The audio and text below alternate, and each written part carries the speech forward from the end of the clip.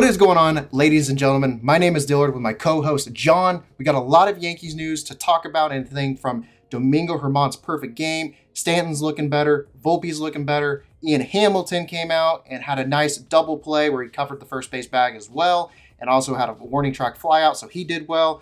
A lot of really good news to talk about. I think, obviously, the most important thing to talk about is the perfect game from Domingo Germán. And I think the first thing that I do want to mention about it, more of the analytical side of things. And these are some things that I actually saw on StatCast earlier. And also, John and I apologize for not getting this video up the day after Domingo Germán had his perfect game. I personally had to deal with some stuff. I don't know if John was too busy, but I had a lot going on basically today, or, this podcast will be going up tomorrow. So when this podcast goes up or this video, just think about it. We did this the day before, just to not let people get confused about it.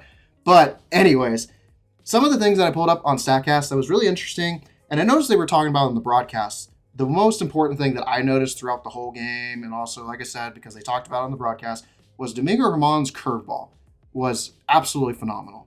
It is, at least to me, out of all the games that I've watched Domingo Germán pitch with the Yankees at the major league level, his curveball has never looked so dominant. And I had to look at the swings and misses. So 51 times that he threw the curveball, roughly 52% of the time he used the curveball in his perfect game.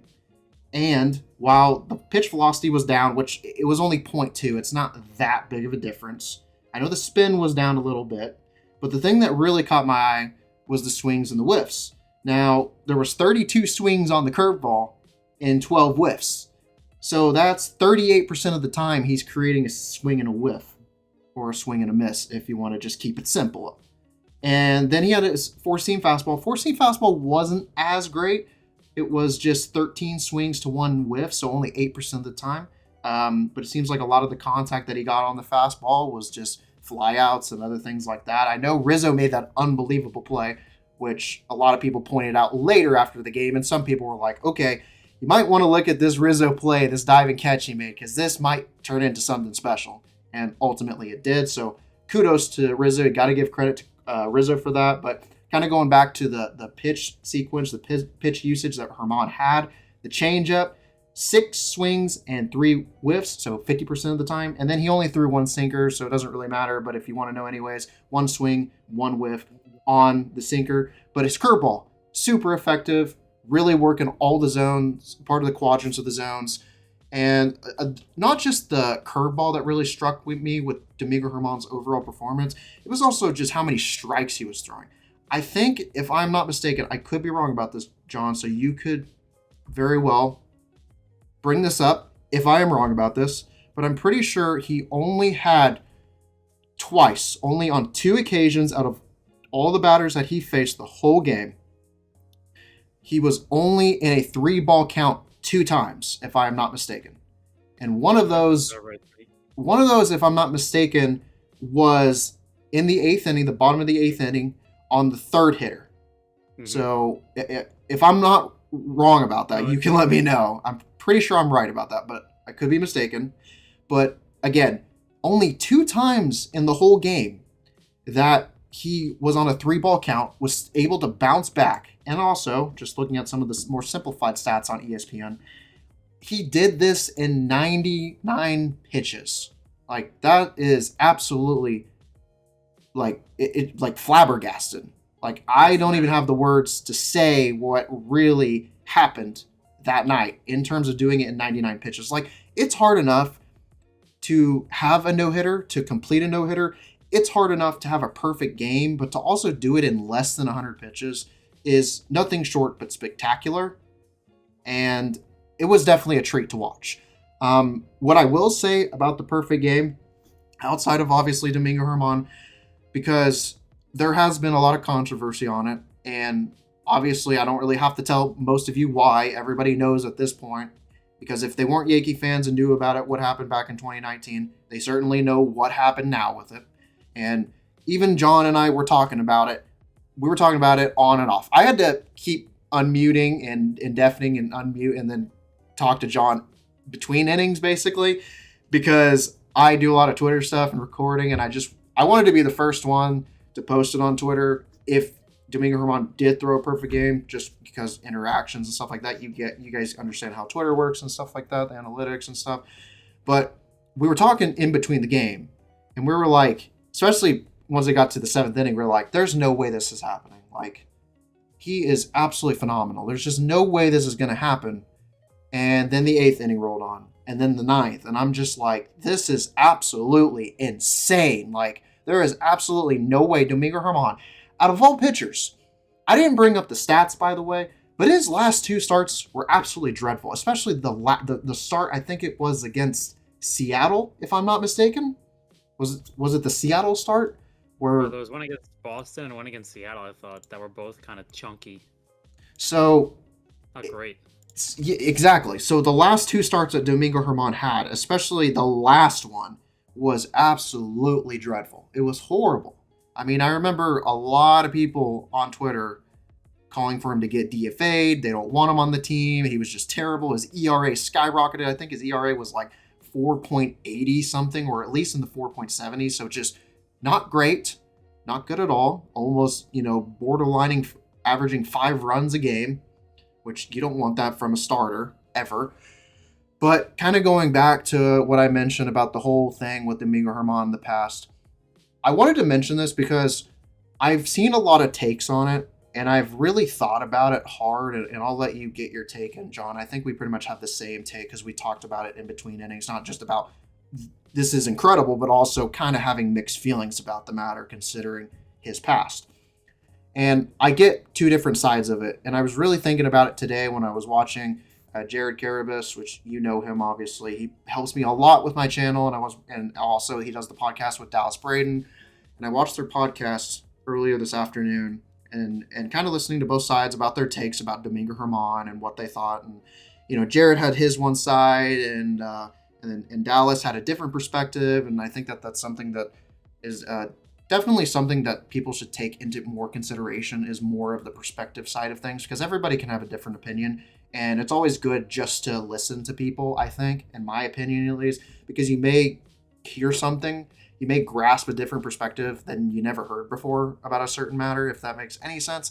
It could be anything in the world. I think it's just very important for people to talk about it, and then you can disagree to agree from that point on. But at least, listen to somebody, and then you can take something away from there, and then, kind of go on with your day.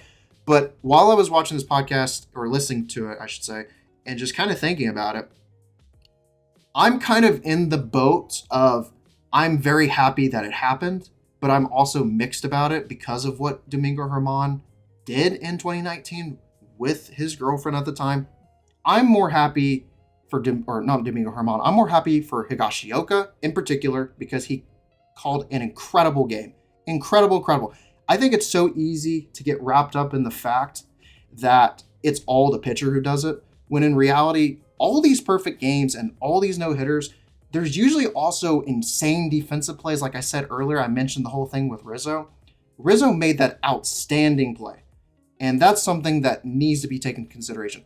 Also, what needs to be taken into consideration is, even if they're just simple flyouts, simple groundouts like the ones that Donaldson had, or Bader, or whoever it is, it doesn't really matter.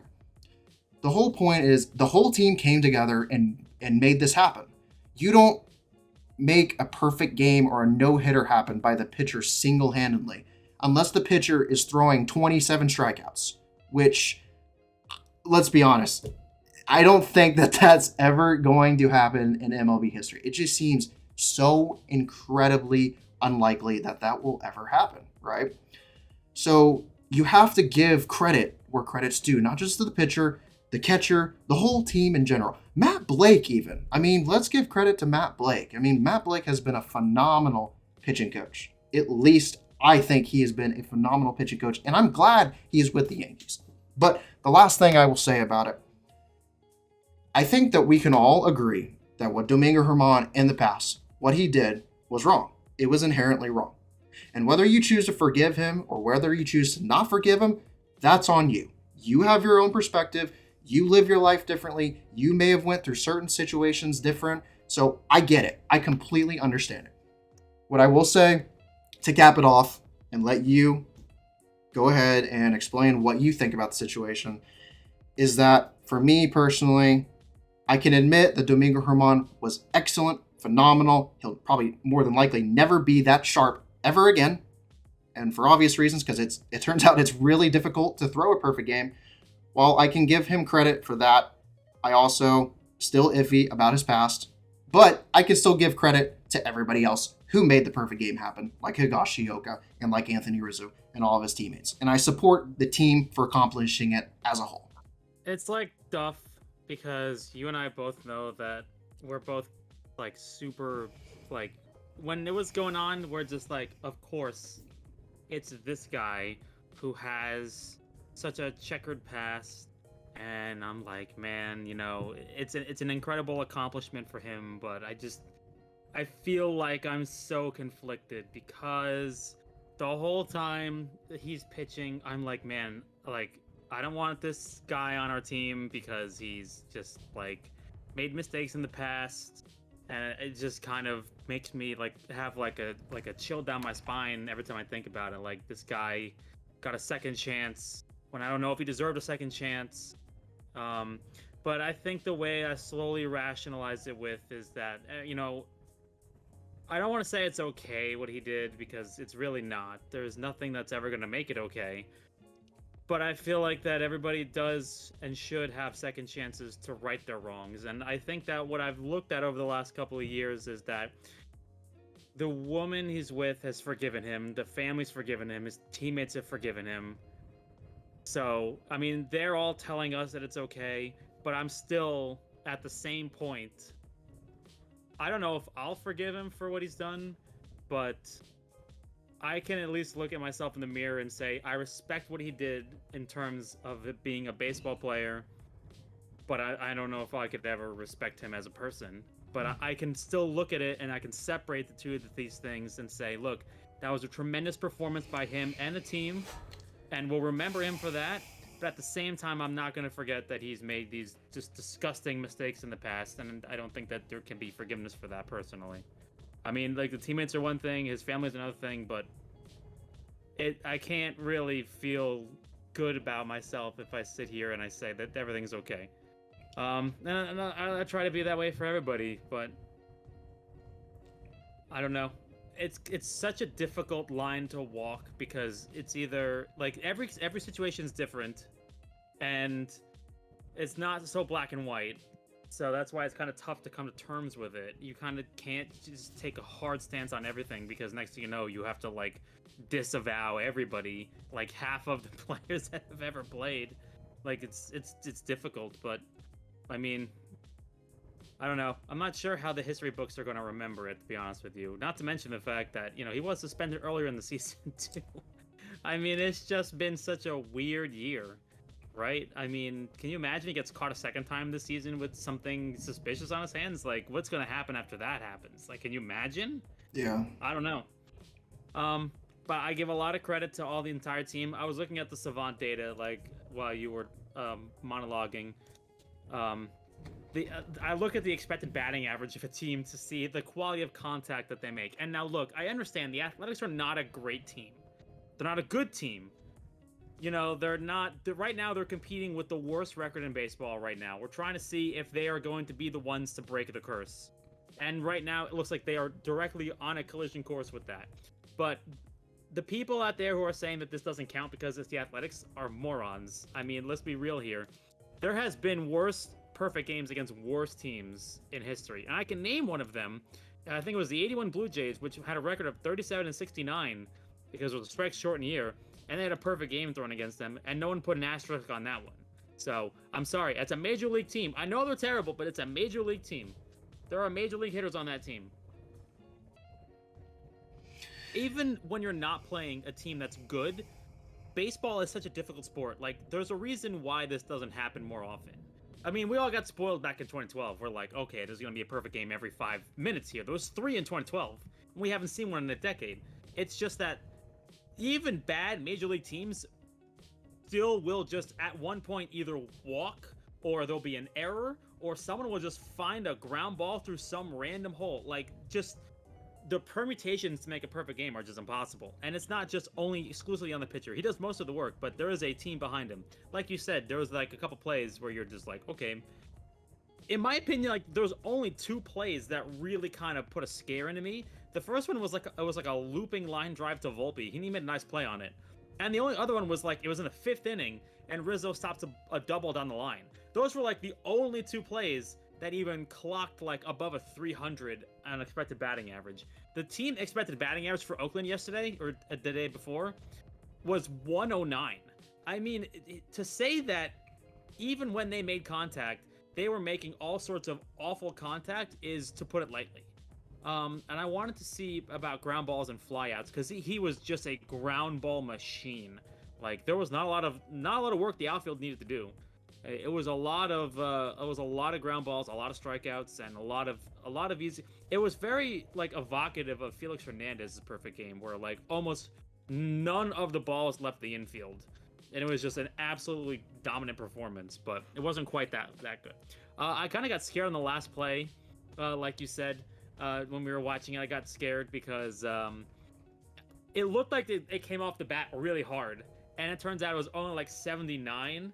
But, I mean, like, it looked like from that camera angle that ball came off with some juice. And I thought maybe it could get through, but Donaldson was positioned perfectly, which was a good thing. I wonder, I wonder honestly, because you mentioned that it wasn't like hard hit contact. It was pretty soft contact. I wonder if it's just because in that moment, because you know something so special, that everything is amplified. Like like an 80 mile per hour hit ball would seem like 100 miles per hour because this is a big deal and something that you've never seen in a part of history, because you and I talked about it. I mean, as much as maybe it was the angle. It might have been the angle. Yeah. Because it came off at a weird angle. It came off at a launch angle of 6 degrees, which like when you see a launch angle, it's like negative. You see, like they just bash the ball into the ground, and the ground takes the ball's like velocity away. But that ball had a launch angle of 6 degrees and had kind of a little bit of spin on it. So it kind of looked like it landed right in front of Donaldson. And then just like at that point, you don't know what's going to happen. Like that ball, like you and I have both seen balls that like have so much English on them that they bounce in front of a fielder and then just change direction. And you're just like, that could happen at any moment. And that's kind of why I'm sitting here and I'm thinking to myself, like, it is a miracle. Like this kind of feels like somebody getting the NCAA bracket right. Like this is like, that's how it feels to me. Like there are so many things that can go wrong.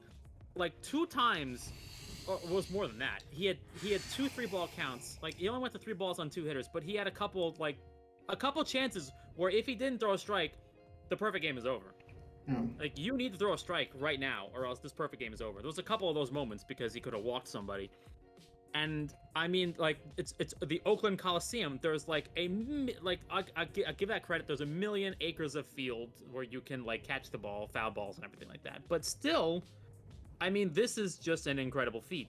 And I mean, we've talked about this in the past, but we've seen plenty of like, let's say not so great pitchers throw no-hitters in perfect games before. Like, I don't know why, but it seems to me like all the great pitchers throw no-hitters, but like all the random pitchers throw perfect games to me. Like, yeah, there are a couple of really good pitchers who throw perfect games, but like, is Dallas Braden an all-time pitcher? Is Armando Galarraga an all-time pitcher? Like, is Philip Humbert an all-time pitcher? Like, I don't know if anybody knows these names. Okay, I know Armando Galarraga. Everyone knows that one because he didn't get the perfect game, even though he should have. Thank you, Jim Joyce. But, like, it's these random people throw perfect games, and I think it just shows you that anybody can throw a no-hitter or a perfect game on any night if they have good enough stuff and good enough luck and good enough fielders behind them. And I think no-hitters and perfect games depend a lot on the fielders, and I thought that Higashioka is now an exceptionally rare company. I mean, let me ask you this question: between if you were going to have the Yankees play in a playoff game, would you rather have Kyle Higashioka catch the game, or would you rather have Jose Trevino catch the game? Well, I mean, considering Higashioka has also catched Corey Kluber's no-hitter in Texas Yes. Which is Probably really funny. probably Higashioka if you want a perfect game or a no Well, hitter. I'm not looking to be. I'm not looking to be Roy Halladay. I'm just saying, if you want to start a game in the playoffs and you want to have a well-called game, would you rather have frame god Jose Trevino, or would you rather have no-hitter god Kyle Higashioka calling the game? I personally think I'd prefer Trevino. I think that he frames better, and I think that he calls a really good game also. And I'm pretty sure he's got a lower ERA with a lot of our starters. But I, it's just weird that Kyle has this tendency to just pull these amazing performances out of pitchers. And I mean, yes, you could also say that he's not the one throwing the pitches. You know, I think, like you said, this relied on Domingo Germán having possibly one of the best curveballs in his entire career. But then again, you could also say that this is Higashioka realizing that and being like, okay, we're throwing 50 curveballs tonight. Let's see if they can hit them. yeah. So, I don't And know. and it was very apparent that they could not hit the curveball. It was very No, and I don't apparent. think he even had. Did you notice this at the end of the game? Like his curveball at the end of the game was horrible. Like it was so flat. The last play of the game was like I think it was a curveball, and it just had absolutely no bite that he threw to Estoy Ruiz. And I don't know, like watching him hit that ball and watching Donaldson grab it, I'm like, if there is going to be a ball that Donaldson may have to move to his side, Estoy Ruiz could beat that throw out because he's stolen what 41 bases this season. Like, if there's anybody that can ruin a perfect game, it is this guy right here. And he swings at the first pitch, and it's like a humpback curveball that has no bite because Domingo Germán's hand is probably numb at this point. The only thing I want to say at my last comment about the entire game is that I feel like that the last two innings were kind of a blur. I feel like when Corey, like this, the way I think I think about it, the way I kind of rationalized this was that I think this might be a product of the pitch clock, but when Corey Kluber was throwing his no hitter, it was kind of like the last two innings felt like an hour and a half. And it feels like maybe because of the efficiency of Germán throwing strikes, the last two innings took 10 minutes between the two of them. It was really weird. Like the last inning took 5 pitches, and the last two hitters took 2. It was just like, it felt like a blur. Like I didn't have time to really grasp what was going on. It was just kind of over, which I think was probably the best way to do it, honestly. That's Yeah. probably the last thing I have to say. Do you have any other comments and thoughts about it? I mean, it was a masterful performance, but any other closing comments that I may have missed? No, I was just gonna mention because you kind of said like the last two innings were a blur, and kind of going back because I do want to talk about Stanton and Volpe and some other people because Yep, I of think course. they also deserve some conversation too before we end this video. But I at the end of the day, I see everyone's perspectives. If you don't if you don't think that this is a perfect game, or like if you don't want to give Domingo Germán credit because of what happened in the past, I think that that's fair, and vice versa. If you want to enjoy it, because especially for a Yankee fan, like we may never see, like I never thought I was gonna ever see a no hitter in my lifetime, and then the Corey No, Kluber one happened, and then I was like, by the time the seventh inning was rolling along, I was like, there's no way. Like, he might throw a no hitter maybe, but there's just no way this perfect game's gonna happen. And then when it happened, it's just like, you get mixed vibes, but like for obvious reasons, there's the negative side of it with Domingo in his past, but then there's also the side of I might not only never see a perfect game ever again in my lifetime because they are so rare. Like you never know, and baseball's just getting so much more difficult with the type of athletes that are in this game and the younger athletes that are getting better and stronger. And everyone is just getting so much better at what they're doing, whether it's hitters, pitchers, defenders, everybody's getting better. There's all the analytics. You know, it's just a very competitive era for baseball. And I think if you mix the fact that perfect games, they require obviously skill, but I feel like there's a lot of luck in them too, because if there wasn't a lot of luck, then they would happen way more often than what they occur at. Because the last one was Felix Hernandez, obviously, and that was over a decade ago. 2012, if I'm not mistaken. This is the So, second longest so drought. 11 years, basically. The So, second longest drought.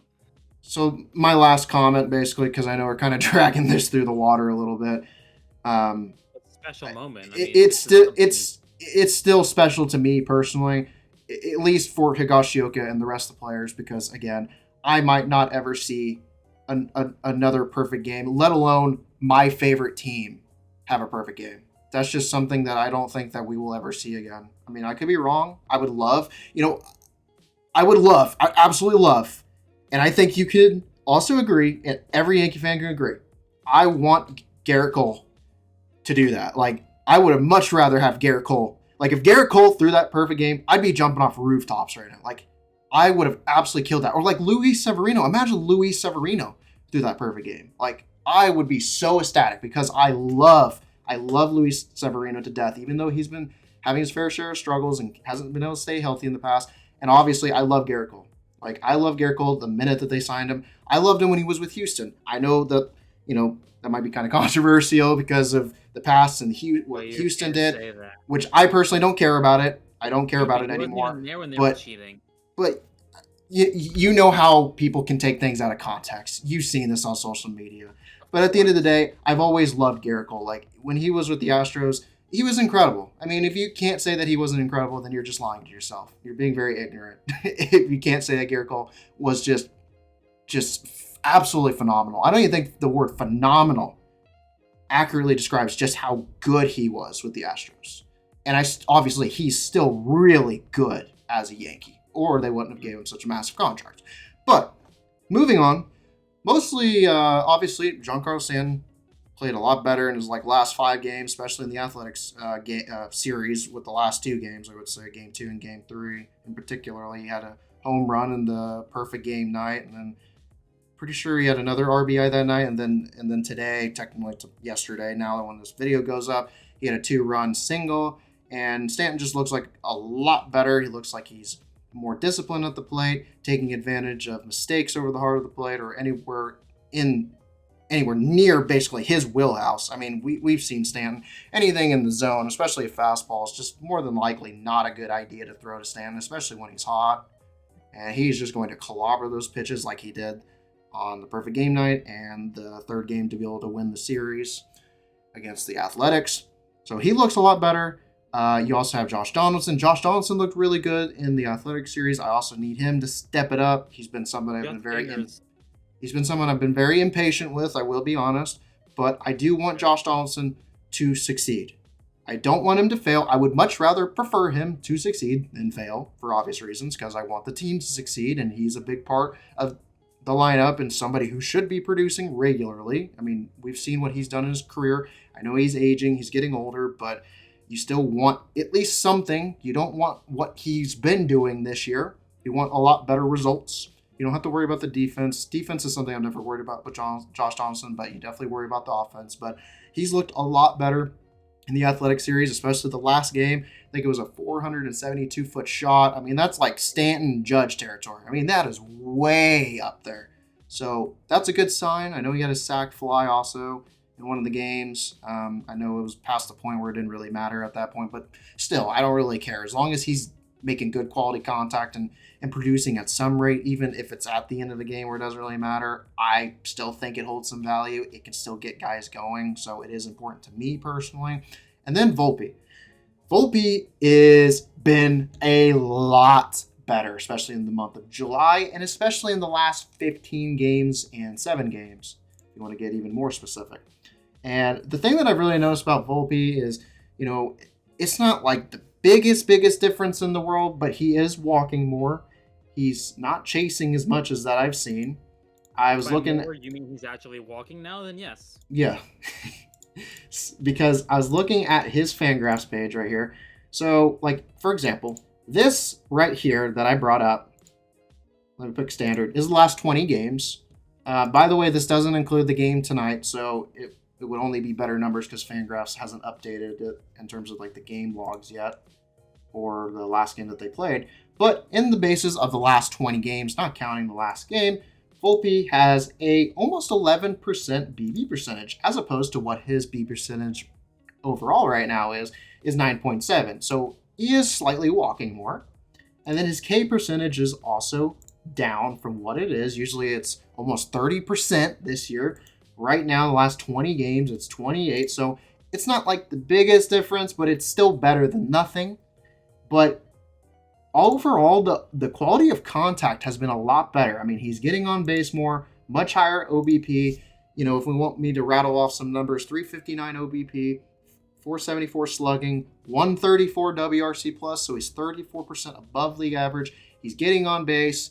He hasn't been able to steal a lot of bases, only 3 stolen bases in that time frame, the last 20 games. But overall, he's doing a much better job at getting on base. He's lowering the strikeout percentages a little more,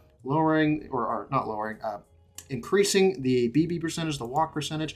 And something else that I noticed that I wanted to point out about his last 20 games, and I think that this is something that people should really look at more closely, and I have to find his batted ball profile. So obviously, you know, if you look at anybody's splits, you could take any hitter in the world. It doesn't matter which hitter you take, it will be consistent across the board, I guarantee it. Line drives always result in better numbers by far than fly balls, and especially grounders. And fly balls also way better numbers than grounders, but line drives clearly are way above both of those by a large margin. Line drives are the name of the game. You don't necessarily always have to hit the ball hard. And Luis Ariz, for example, is proving that. You don't always have to hit the ball hard, but he's still hitting line drives. So as long as you're hitting line drives and making good quality contact, you'll be set. So, but anyways, the overall line drive percentage that Anthony Volpe has in his career this season, or I should just say this season, because this season is his only career numbers at this point. He has a line drive percentage of just above 20%, 20.7% to be exact. In the last 20 games, he has jumped that line drive percentage up to 26.3%. So you're seeing at least a 6% jump in line drive percentage, which is very significant. So what I see from that, he's kind of having better numbers because he's hitting more line drives and he's making more contact on pitches in the zone. That's what I see from this. He's not striking out as much, and he's making just good quality of contact. Yeah, not swinging out of the zone, swinging the pitches in the zone, and he's punishing pitches in the zone, which is what you want. But yeah, that's pretty much it. That's pretty much. How hard is that? Yeah, that's pretty much it. Yeah, with Volpe. And I will say this. I will say it. I will be the first on record because I'm not going to lie about this. I did, for a period of time, I did want Volpe to get sent down because there was a certain point where it was just not getting any better. It was becoming awful, dreadful at a certain point. And I know he's a rookie. And I know people are going to be like, oh, you need to give him more time. And I get that because I am more bigger on larger sample sizes than short sample sizes. So in that sense, I might be a hypocrite and I'm willing to take that L like a champ if that's the case. But it's just, I didn't want for his development to be ruined. And he was getting to a point where he was just chasing after slider and these pitches out of the zone that he had no business swinging at. And it was just very alarming and concerning. But ever since he did that slight change in his batting stance, he has been so much better. And I'm pretty sure specifically when he did that batting stance, that difference was in the Mets series.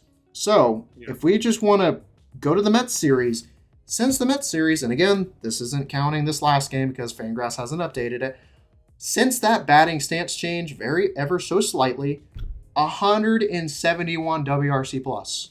Like, I don't even need to tell you how dramatically different that is compared to what, like, look at this, right? If you just go to his season stats, right, on Fangraphs, he has an 86 WRC plus in general. So you're telling me in that time frame, even though it's a much smaller sample size than his overall numbers this year, he's going from basically, if I'm doing my math correctly, 86% or 86 WRC plus. So he's 14% above league average. But in terms of the numbers, since he fixed or he tweaked his batting stance ever so slightly, he is now 71% above league average. Like, that is a massive difference. That is incredible. That's quite a swing, but you could also make the argument of it's also short sample size too. Yes, absolutely. But I will say, that in his last 20 games, which is a solid sample size, and overall in the month of July, or not the month of July, we haven't got to the month of July, what am I talking about? The last month, or the month of June, he has been a lot better than he was in the months of March, April, and May, which you can't really count March too much because March was, only 2 games. But you get my overall point. At least in the months of April and May, where he's played the whole months, he's been much better in June than those months. And that is very, very encouraging. We knew the kid could hit. We saw it from the minors. We saw it in spring training. He was raking in spring training. And even Aaron Nola, we talked about this on a video a long time ago, if you remember. Aaron Nola had really good things to say about him. And Aaron Nola is a big league starter. I know Aaron Nola has had, some inconsistencies as of lately, but in general, I think Aaron Nola is a very solid pitcher overall at his career. So with that being said, I mean, if somebody like that is saying something with Volpe, he's got to be a good hitter. He's got to have a good head on his shoulders for someone like of his caliber to be able to say something like that. So now that Volpe is finally starting to get it going, I am super excited that he's panning out the way that I want him to be. I think it's very unrealistic that people should expect him to be like a 130, 140 WRC plus hitter. He was never going to be something like that. I was only ever asking for like 110 to 115, 10 to 15% league average. And at the pace that he's going right there, I think that he can very well do that. At this rate, if he just keeps mashing, keeps sticking to his current approach, not chasing out of the zone, walking more, I would definitely like to see him steal a little bit more bases like he had in the past. But besides the point, Volpe is much better, and I am very happy with the results so far. You basically said everything I wanted to talk about with Volpe. I mean, it was during the perfect game that I think I looked at it and went, ooh, I think Stan might be back. Like, as soon as he hit a low fastball in the zone from a lefty out, that was the moment where I was like, all right, that's Stanton. That is Stanton right there. Like, I've seen the light. I've seen a guy who I know is a good low ball hitter and hits lefties, and he got a bread and butter. He got a fastball low, and he cranked it. And I'm like, okay, that was pretty cool. And then the very next one, it's a righty. It's a 100-mile-an-hour fastball low, and he rips that one, too, as for a single, 115 miles an hour. I'm just like, oh, okay. He's cooking now. Now he's cooking. Then today, he had a kind of a, not the greatest day. He was 1 for 4 today, which is, I would take that. If he had 250 for the season, I'd be happy. But, like, he comes in, and he has, like, 2 really weird hacks. It kind of looked like he was off balance. And then he's 2 strikes. The pitcher throws, like, a fastball up and away, and he goes with it. He goes with it to right field. He didn't try to pull it. He took it to right field, and I was like, this guy is going to have to go off now. Like, this guy... He's figured it out. He's done everything. He's pulling pitches. He's going with pitches. He's hitting things for exit velo. He's hitting extra base hits. He's driving in runners. I'm like, maybe this is finally him turning a corner. I really hope so. Like, so far, this trip out west has been pretty good for him. Now, that being said, this is the Oakland Athletics. This is the worst pitching staff in baseball, and I'm not just being facetious. This is the worst pitching staff in baseball. They have a 60 ERA. So, to be fair, he should destroy these people. However, he wasn't destroying anybody for the last couple weeks. He was striking out at an unbelievable pace. Like, the likes of which we've never seen before. I think, he had 100 average coming off the injured list? Like, it was just unbelievable. But, I mean, so far, this series has been very good for him. I really hope he plays again on... what we're playing tomorrow in St. Louis. I really hope he's playing the outfield in St. Louis because I think that would be really good for him. What else did we talked about? Josh Donaldson. Donaldson, yes, he had a couple home runs. Yes, today he had a home run that was kind of like the go-ahead home run right after that we went off on them, of course, because why not? That's what we do. We only score in bunches. And we scored no runs for 4 innings, and then we scored 8 runs in an inning because that's how we do things here. It's good to see him.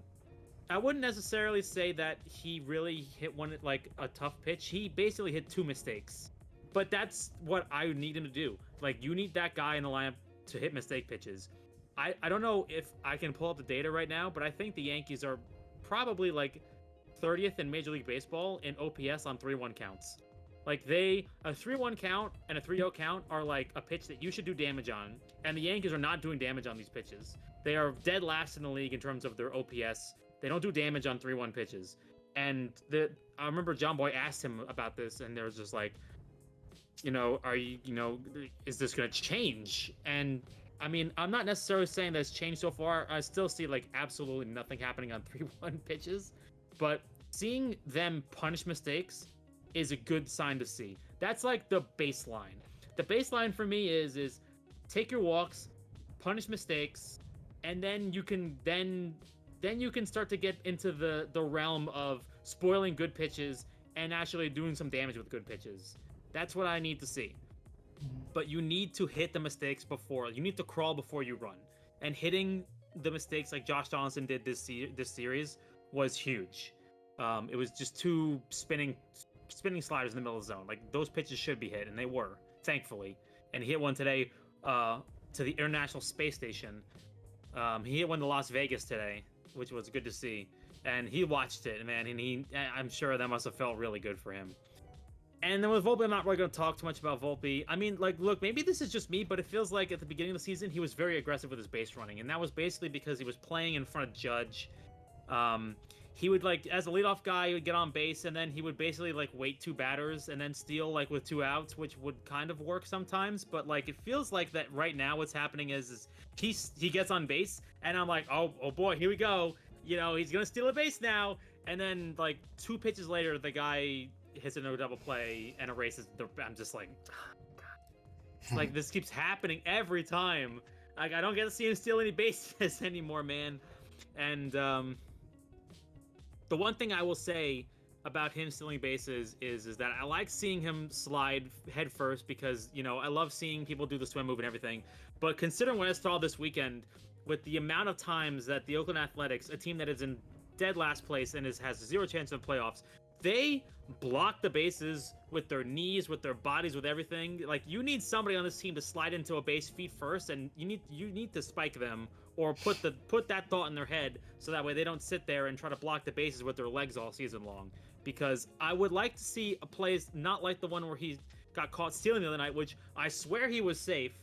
But for some reason, Tony Kemp had his knee in front of the bag, and because you're sliding in head first, Tony Kemp isn't thinking about, am I going to get metal spikes in my knee today? And I'm not, like, advocating for violence. That's just baseball. Like, you need to slide feet first to stop people from blocking the bases, because then they won't do that anymore.